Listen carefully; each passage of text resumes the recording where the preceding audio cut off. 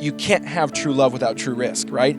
Like that's what love is. It demands you to be vulnerable, extend yourself in risk, and that's how love, the beauty and the covenant of love actually comes about.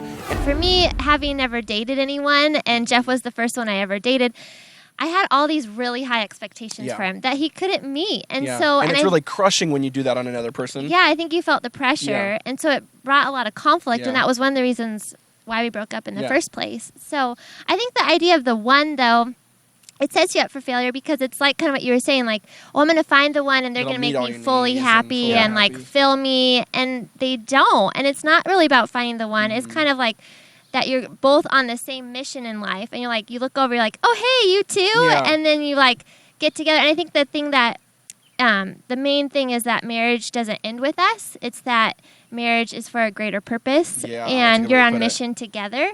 And so how can you do it together? Yeah, because what happens is if you think marriage is all about you being happy and the other person serving you, that's going to lead to a lot of... You're gooned, I think is the way to say that. Exactly. Not that there aren't happy moments and that it's really does bless joyful. You intensely, but if you think that's the sole purpose of it, to serve you, then you're poorly mistaken. And God set it up to be on mission together. And so he's bringing together two kind of team members. You're gardening. Yeah, you're kind of gardening together in the sense of Genesis, Adam and Eve are put in a garden to cultivate and create and go build beauty out of nothing in that place. You are old enough, and we're old enough to be your parents. Yeah. So, and we've been married longer than we've been alive. Longer than you have been alive. That's awesome. Okay? So cool. No, that's amazing. That's a huge praise. I'm gonna explain one thing to you.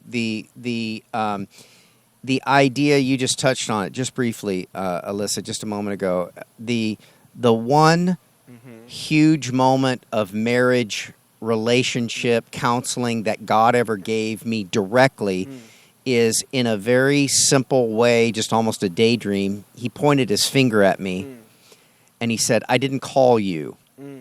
He said, I called you. And in this daydream, she was there and used the same word. Yeah. I didn't call you, I called you. Because you're one, but And so the idea that if you believe that your marriage is destiny, you wouldn't be divorcing your wife, you'd be divorcing your destiny. Exactly. Yeah. And if that is the way you think about it, then all the little squabbles of this and that and the other thing pale into comparison to what that is. So that's ultimately, from someone that's been married longer than you've been alive. No, that's amazing advice. Our son that's amazing is 27. Advice. Same age. No, that's amazing. But one quick tangent that reminded me of is especially I just want to speak to husbands real quick, is I think that's the damage sometimes even in a Christian marriage is that, the husband feels like he has a calling on his life and then he makes the family follow. Yeah. I think especially sometimes in ministry. Yeah, and sometimes in ministry we overdo that of like, God has a calling on my life and it's just the family's job to follow. Yep. When a lot of times the family drowns behind that because it's not the family's calling. And I think God only gives, once you're married, I think God only gives you marriage callings. And once you're married with kids, I think God only gives you family callings. Doesn't mean you have to all do it together, but I think God, you have to be called to that as a family or as a marriage. And a lot of husbands kind of leave their wife and their kids in the dirt because they feel like they're called to something that's really detrimental. At TBN, our mission is to use every available means to reach as many individuals and families as possible with the life-changing gospel of Jesus Christ. Thank you for helping make the gospel of grace go around the world. Without you, we couldn't do it. God bless you.